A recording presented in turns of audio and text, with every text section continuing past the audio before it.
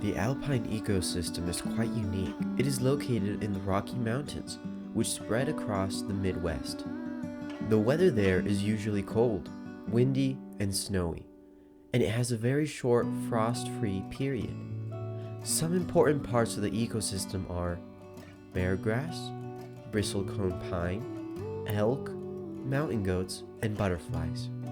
Wolves and lynx are also present in the Alpine ecosystem, but without doubt, the great bear is the apex predator. This food web illustrates the relationships between the mentioned organisms, as well as others present. This ecosystem is quite important because it provides us with natural resources such as oil, uranium, as well as pure groundwater. Not only that, but it also provides an excellent environment for outdoor activities such as camping, hiking, skiing, and others. Now this raises the question, what is the problem with this ecosystem? As it turns out, climate change is caused by a wide variety of problems.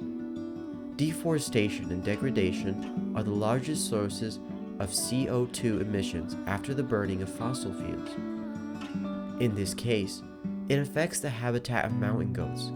These incredible mammals are faced not only with a loss of habitat, but they experience problems such as disease, lowered winter survival, and hunting pressure. If the populations of mountain goats went extinct, we would lose an important symbol of our nation. And we would have to own up to the fact that our efforts were not enough to save an emblematic species of our nation. The Paris Agreement is the world's collective response to addressing climate change in the years to come.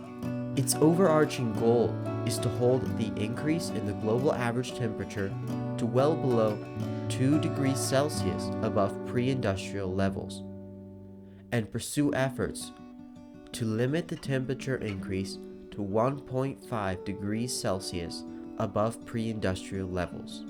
The Paris Agreement is a landmark in the multilateral climate change process because, for the first time, a binding agreement brings all nations together to combat climate change and adapt to its effects. The World Wildlife Foundation has been taking measures to counteract climate change.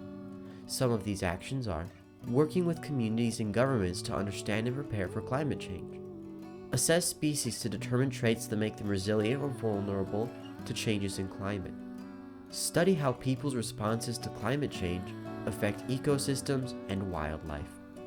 Some things that we can implement ourselves to help fight climate change are the following: walking, biking, or taking public transportation, eating more vegetables, throwing away less food, reduce, reuse, repair, and recycle. These are some small actions that can make a big difference.